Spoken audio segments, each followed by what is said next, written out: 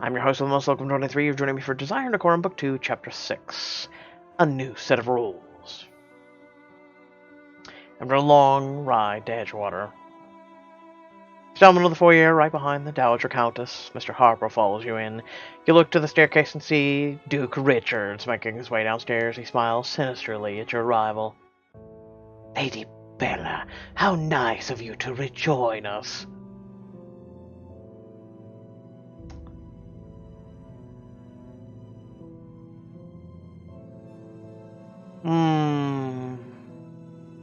I assure you, Your Grace, it was not by my choice. Duke Richard strides over, closing the distance between the two of you. You'll learn your place soon enough, girl. Your Grace, I will remind you that you're a guest of Edgewater. For now, but soon. Duke Richards reaches out to stroke your cheek, but Mr. Harper steps forward and stands in between the two of you. Do not touch her. Harper, the man responsible for Lady Bella's little disappearance.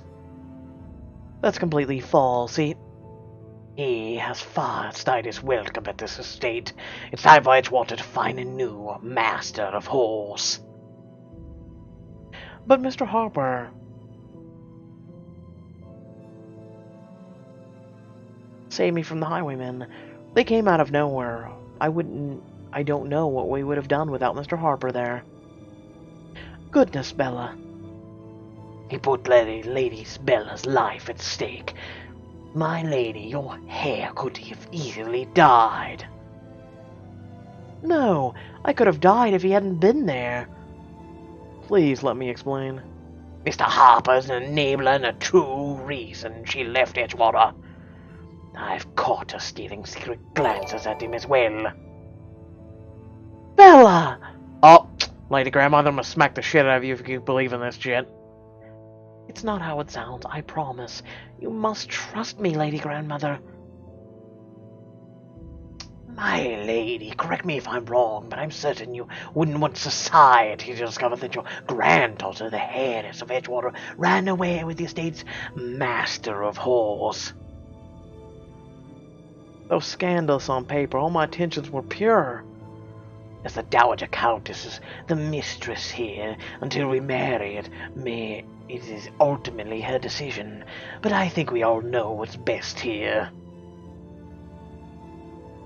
The Duke looks to your grandmother for support, while you give her a pleading look. Lady Grandmother, I beg of you, please. The Dowager Countess looks to you, and then Mr. Harper, whose eyes are welling with tears. Your grandmother shakes her head and regains her composure. Every trace of sorrow vanished from her face.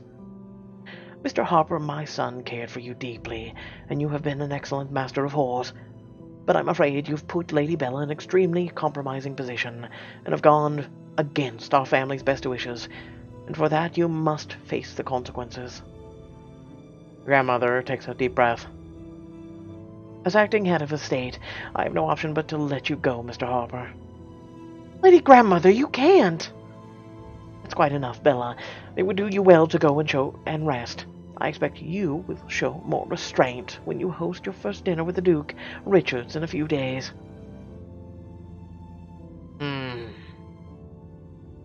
This is BS. I understand, my lady. It has been a true honor serving Edgewater. Mr. Harper holds his hat high and leaves for the stables to collect his things. Wait! Run after Mr. Harper, but Duke Richard's voice stops you cold. Leave him be, Lady Bella. There's nothing more you can do for him. I'm gonna turn around and slit your goddamn throat like...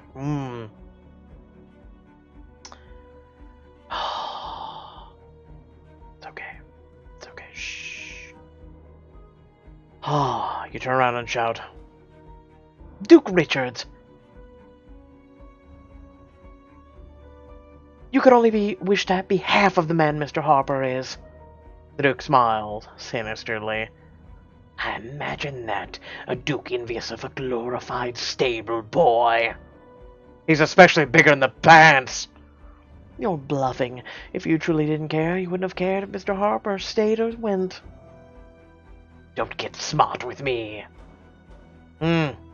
I don't think there's been a telescope invented in this current day and age that could find your penis. How about that? You narrow your eyes at the Duke. You will never control Edgewater or me. Duke Richards opens his mouth to speak, but you push past him and race towards the stables. Find Mr. Harper packing up his things and rush to his side. He starts and looks around the stables. Lady Bella, I don't think it's wise to be alone together after the Duke's outburst. I don't care, Mr. Harper. I can't believe she let you go. It's no matter. I would do the same thing again 100 times over if given the choice. Mr. Harper sighs. I wish there was some way to go back in time and reset everything. I don't. What? I'm so glad to have known you. My only regret is that I won't be close to you anymore, or the horses. I know you have a special bond with them. Aye, and they've been rather upset since the Earl's passing. I'm not sure how they'll take my absence. But if they think I'm abandoning them, what, on purpose? I will visit the stables each day and make certain they know you'll return. I promise I'll bring you back on as Edgewater's master horse the moment I can. Thank you, my lady. You have the kindest heart. But for now... The Harper starts to make his rounds of the stables, bidding each horse farewell. May the remainder of your days at Edgewater be full. This is depressing. Mr. Harper picks up a sack of belongings and starts towards the door. He takes one glance back at the stables. I will surely miss this place. I still can't believe this is happening. It doesn't feel real. Mr. Harper slumps his shoulders and turns to leave, when you notice a fishing pole amongst his things. Mr. Harper, I didn't know you fished. Ah, your father used to take me to the Edgewater Lake. There's a certain patch of grass that, when the sun hits it just right, it's as if a choir was singing carols around you. Let me guess in before Diamond Choice? That sounds almost magical. I suppose, but it's but a distant memory now. Perhaps... No, I couldn't. What is it? Would you go with me? Just one last time as a farewell to Edgewater? What did I just say? Go fishing with him to lift his spirits and spend some alone time with him.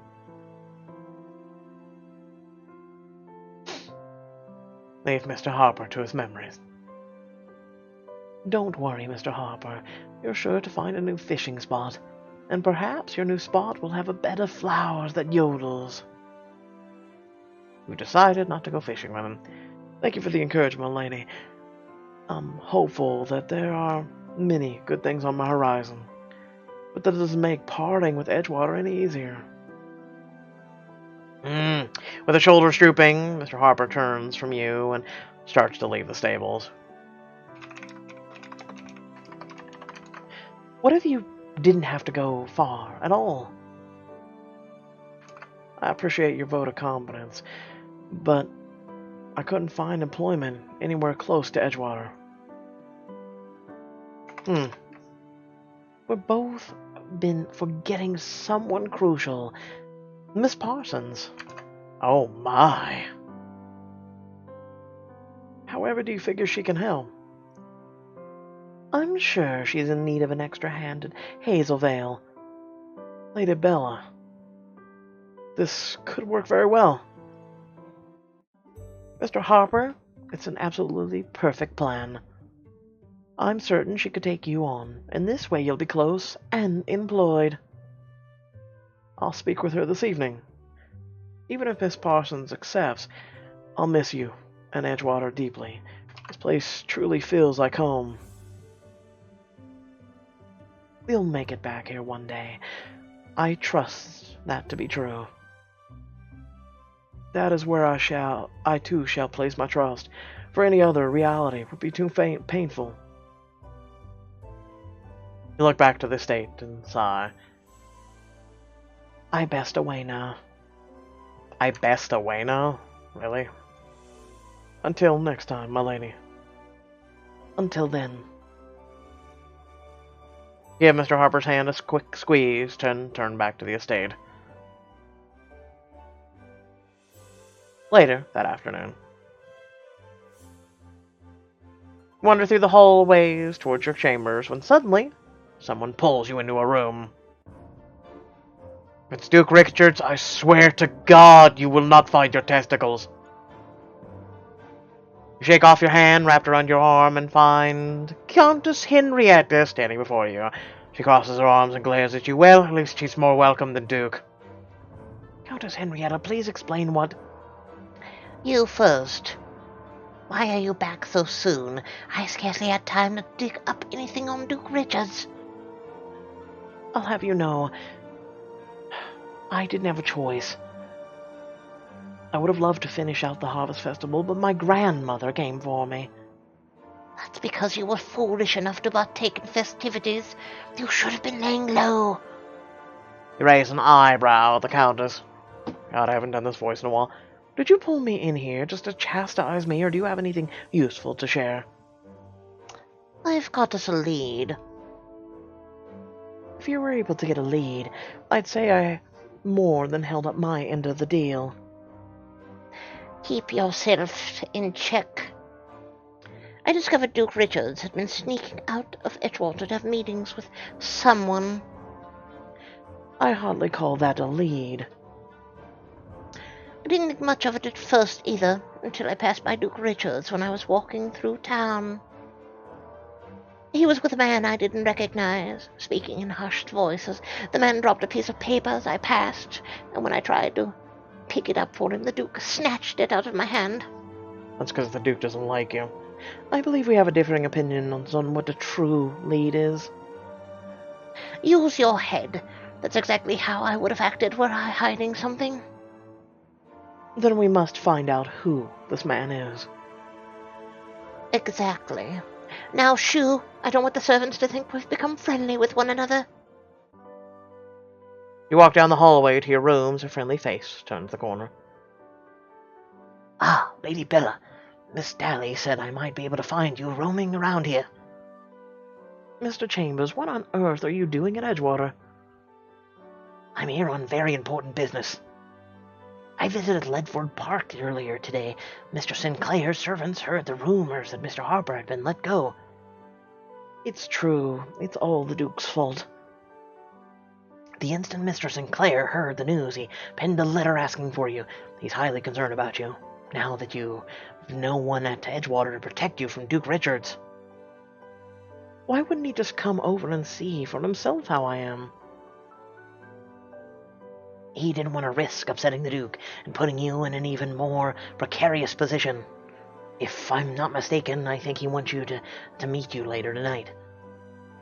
Tonight, alone? Mr. Chambers winks at you. I've a hunch there may be some other reasons he's calling for you to be alone, too. Oh, hush. Trying to think of the game. But it'll come to me later. You playfully push Mr. Chambers' arm and break the seal of Mr. Sinclair's letter. My dearest Bella, I write to you now upon just learning of Mr. Harper's time at Edgewater coming to a swift end. My mind is consumed with only thoughts of your safety now that you and Duke Richard share a roof, with no persons acting as your protector. For my peace of mind, I beg your favor of meeting me where Edgewater ends and Ledford Park begins.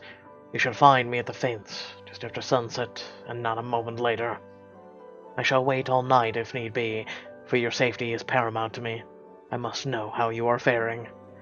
Do also consider how I crave your conversation and your kiss. I shall be ever grateful if you choose to meet me. Yours sincerely, Ernest. For a man of few words, he certainly seems to have many for you, my lady. You had better be off if you're going to meet him in time. I barely made it here in daylight. Why were you reading my letter? rendezvous with Mr. Sinclair to escape Edgewater for a moment and spend more time alone together. I believe it's...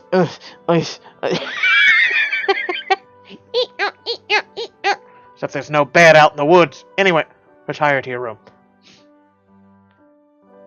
I'd love to, but the thought of someone catching me in my absence, it wouldn't be wise. Could you relay a letter to Mr. Sinclair for me? I hate to think of him waiting out in the cold. Ah, Pixelberry, I was about to call you out on it. Oh, but of course, my lady. I would do anything for a good friend, such as yourself. You're stronger than you know. All my trust lies in your ability to find a way out of this engagement. You know, this guy is so goddamn loyal. He is so loyal. Like, we literally spent no diamonds to help save his relationship, and this dude is still loyal as shit. I need a friend like this in my life. I do not deserve you, Mr. Chambers. On the contrary, you're one of the few who do. All because we know simply just the fact he's gay. I get it, it was a big to-do back then.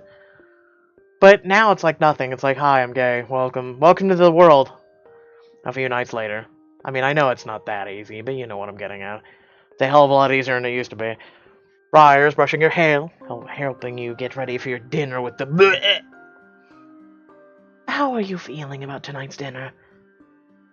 I tried the longest to skirt around it, but there's no more avoiding any more of it. At least Mr. Parsons will be there. Or Miss Parsons, excuse me. But no one else will be. It's been days, and I haven't learned a lick of information about this mystery man the Duke's been meeting. I'm no closer to stopping my engagement than I was before I left Grovershire. Briar stops brushing your hair and places a comforting hand on your shoulder. What if you use the dinner against Duke Richards? Explain. Well, if you dress up nicely, you might be able to squeeze some information out of him. You can't be serious. Of course I am. I'm sure if you use some strategic flattery to woo the Duke, he'd spill about the mystery man. Charm the secrets right out of him. Ah, yes. Back when women would just throw themselves at men and the blood would go away. Exactly. And nothing will bolster his vanity and make him likely to let something slip than if you dress up for him. Now I'm certain you're joking. Not even a little. Just think it's a foolproof plan. Then isn't this a dress breathtaking? You're an idiot. I don't even want to see the dress now. This is as stupid as... I'm serious. Briar skips over to your claws and pulls out an ornately decorated rich purple gown. Briar, it's gorgeous. Oh, yes. Where'd all your blood go, then?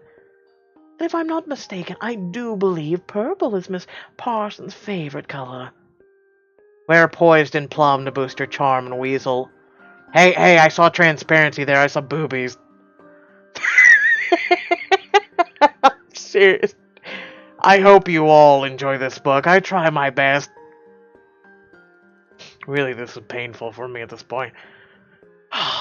Empire Evening chooses luck. Remember, guys, in just a week we get Bad Boy Book. You squint at the dress for a moment and then wave your hand at it. You know what? I want a bad girl. How about that? It's beautiful, but I don't need a fancy dress. My wits are strong enough without it. But it's so pretty! It's so pretty! I have more important things on my mind right now than pretty dresses, like breaking off my engagement. Ah, fair enough. Changed your mind? No, I don't think any of us have. Who the bought this goddamn dress? Besides, you know, people who hack the game. Who bought the dress that actually wanted to woo Duke Richards? Let me know in the comment section below. You make your way down to the dining room. Smells of roast lamb and potatoes swirl around you upon your entrance. You look around and acknowledge the various guests. Miss Parsons, Countess Henrietta, Mr. Mulcaster, Lady Grant. Am I your fiancé to be the last person you greet? I believe you. My granddaughter was simply saving the best for last, Your Grace. Ah, sorry excuse. Everyone knows you start with the most titled. I want to punch you so goddamn bad. Your grandmother nods for you to take your seat. Mr. Chambers, it's wonderful to see you at Edgewater. I'm glad my company is so welcomed. I just adore it here. Tell me, how are the people of Edgewater treating you? You enjoying the grounds? They're marvelous. Mr. Marlcaster here has done a kind job of showing me what has changed since I was here last. I thought you might. Duke Richards interrupts Mr. Marlcaster with a scoff. That's very rude, Mr. Proper. You showed Mr. Chambers around Edgewater before me. I shouldn't be surprised. You seem to always fail to know your place. Duke Richards, I'd ask that you not slight my dinner guests. A silence falls over your group, and words are replaced by the sounds of cutlery against plates. Mr. Chambers, I'd bet anything you're wishing the barrister was with us tonight. Of course. He was a close friend of mine. Oh, you know what people say about close friends. What, that you should have them? You cutthroat little... Your grandmother clears her throat. We're so thankful to be hosting you, Mr. Chambers, and you as well, Duke Richards. Ah, thank you, my lady. I'm gracious to be staying for a few weeks. It's the least I can offer after you were so kind to rush to Lady Bella's rescue after a fainting spell at Duke's ball. The Duke rolls his eyes. Always having to add dramatics to everything. Grandmother takes a moment to compose herself. Duke Richards, I'm quite curious about the gardens of Carlington. There's so much to say. Countess Henrietta nods her head to the Duke's half-empty wine glass. Now's your chance. Duke Richards, pardon my interruption, but I must say... rather looking powerful tonight. Well, I have been having some rather important meetings lately. Oh, whatever the meetings are you doing? They're wonders for your demeanor. As I throw up in my own goddamn mouth. Yes, but I shouldn't really be talking about such matters. You nod slowly. I hear you're taking to Edgewater quite well, Your Grace. Well, not as well as Carlington. The staff at Edgewater don't know how to listen. I practically have to shout my demands at them 3 times for anything to be done. You whisper under your breath. Perhaps they'd listen if you weren't so vile. What was that? I said, I'm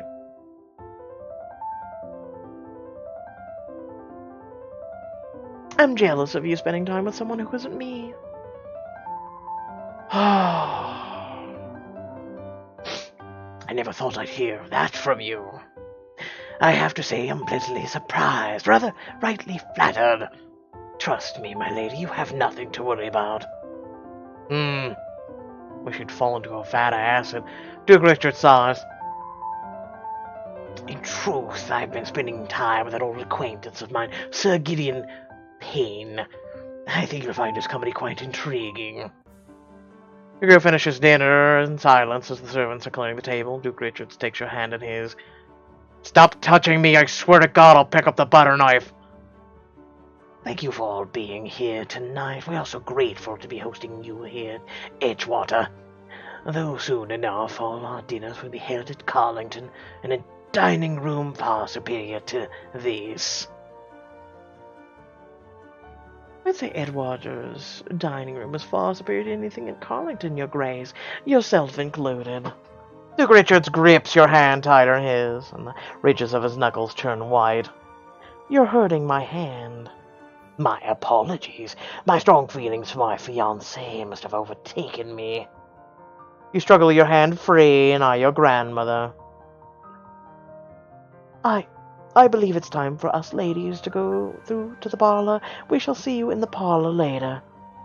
Footman, bring me my cigars. Would you burn your eyes out? As you enter the drawing room, the Countess pulls you aside, cornering you away from the other women. Please tell me you were able to get something out of me. Weren't you at the same goddamn table as me? Your faith in my abilities is most encouraging. The Countess rolls her eyes and raises an eyebrow at you. The Duke mentioned a name, Sir Gideon Payne. From the way he speaks of him, he must be the man the Duke has been meeting with. Finally, you're holding up your end of the deal. I feel as if I've heard his name before. I vaguely recall something about him not belonging in England, but I cannot place why or even what he's done. What on earth could it be up to with Duke Richards? We can only guess at this point, but it can't be good. I'll make sure to keep my ears tuned to his name, should it come up. The Countess gives you a sharp nod, takes a seat in the drawing room, and your eyes find Miss Parsons. She bats the seat next to her on her settee. You look as if you could use this. She hands you a glass of wine as you sit. Do you have the bottle? The Duke is relentless this evening. Being a guest at Edgewater has gone straight to his head. I have some news that's sure to take your mind off the Duke. My parents have decided to hire Mr. Harper as my personal manservant. Manservant. I don't know whether to be impressed or sad at that word. I'd like a manservant, but I'm in bed every night. I mean, what? How could you wait all this time before telling me? And lose the excitement of this moment? I think I waited the perfect amount of time. Annabella, you have so lifted my spirits. We should toast. You both hold your glasses of wine, ready for clinking. To Mr. Harper's new place of employment. Us, taking down the Duke. He'll soon learn the vengeance that courses through these Edgewater veins. Bella, you've given me goosebumps. Goose pimples. They're called goosebumps. Shut the up. Now I'm mad. With an attitude like that, he's certain to meet his match soon enough. With your glasses hoisted, you clink them together and take your first sips. I see Miss Parsons grimace almost immediately. The wine is a bit dry, but I didn't think it was too terrible. It's not that, it's just... Well, this isn't hardly the good stuff. Miss Parsons, since when do you turn your nose up at wine? It's hard not to for this glass, especially after tasting all the finest wines that Edgewater has had to offer. You know I've been meaning to take another tour of the wine cellar. Bella, can we please? There's a bottle of port I've had my eye on for a while. Let's say the two of us cork it. We can sneak away and completely forget about the Duke. The cellar feels like a whole other world when you're down there. Parsons leans in close and whispers into your ear. A world where we can get completely lost in one another. Rrrr. You glance around the room at the other women who are all engrossed in conversation. I'd say we have time for a glass. A glass? I suppose we've had enough time for a bottle. Miss Parsons dons her most convincing pout. Won't you humor me? Explore the wine cellar with Miss Parsons in this exclusive scene for a chance to improve your relationship and discover a special cabinet of secrets item. Oh, is that what we're calling it? Oh. Yeah, she has a cabinet of secrets, alright. Stay in the drawing room. Well, that does sound lovely. After running away to Grovershire, I think I should limit how often I sneak away. Is it really sneaking away if it's in your own goddamn house? Especially if I am to survive the Duke. I understand completely, Bella. I'm simply glad to be in your company, even if it's coupled with a lonely house wine instead of a port. Oh, BFD, shut up. You and Miss Parsons finish off your glasses of wine as the men stagger into the parlor. Hey, Pixelberry, quick little tip. Imagine if just for a moment, if you didn't do that till the end. You know? Who wants to be reminded that this is a whole monetized game? Now that we're all gathered, I have an announcement to make. Duke Richards, I wasn't quite... It's high time everyone bear witness to my engagement to Lady Bella and celebrate us. We're going to have a ball at Edgewater in a week's time. You surely can't be serious. You look to your grandmother for support. She's having a difficult time maintaining her composure. Your Grace, we've not spoken about this at all, and Edgewater, well, it's not yours to offer. Edgewater will be part of Carlington soon enough. You might as well get accustomed to how I'll run it. You and your grandmother lock eyes with each other. The color drains from her face as she whispers, What have I done? Oh, now you figured it out, Grandma. Well, how did you make your bed? And I hope you sleep well in it. With Carlington and Edgewater Ball on the horizon, will you dance to freedom or straight into the Duke's plans? Well, Pixelberry and Grandmother's plot hole will just be dancing right into his bedchambers and probably next the coffin. With that being said, I hope you all did enjoy. I can't wait till, what's it, the 26th? Is it the 26th? Hold on, let me double check here. No, is it the 25th? I don't know. I know it's somewhere within the next week that we get that wonderful, wonderful Bad Boys book that I know by the feedback that was left on Facebook, Twitter, and whatnot for on the Choices site, not mine, Choices, that everybody is looking forward to this Bad Boys book. I know you're all looking forward to it. So, you know what? I'm looking forward to it too.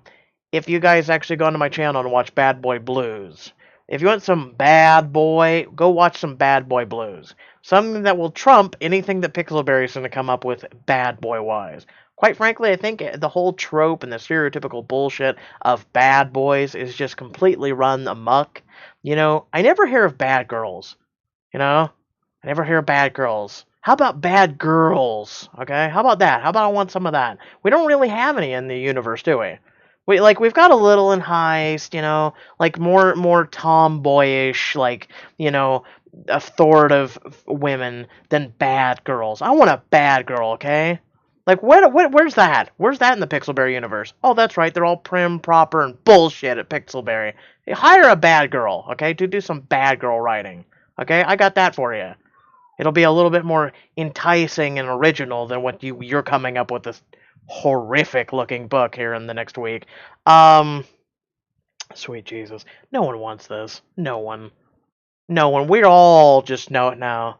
I say boycott it, don't use any diamonds. That's all I'm saying. But people out there in the small niche of things will be like, hey, let's spend some diamonds on it. Please don't. Speak with your wallets. If I'm taught you guys anything, speak with your wallets for once. Don't spend $1 on the book at all. Don't let their little statistics and their little algorithm go, Psst, Pixelberry, this book really fucking sucks and you should cancel it after like 12 chapters. The people want other things. Like Hero, Most Wanted, ATV even, Jesus Christ. Like, come on now. Like, go watch some Star Trek Discovery. Bring ATV back after you've done a little bit of Star Trek research. We don't want bad boys, okay? Bad Boy Blues, far better book than you'll ever make, Pixelberry. I'm serious. I'm serious. Hands up. Any bad boy book you're gonna make? No, you need to sit down right now. Anyway, thank you all for watching. I've gone my rant. Don't need to do my outro. Catch you all later, peace.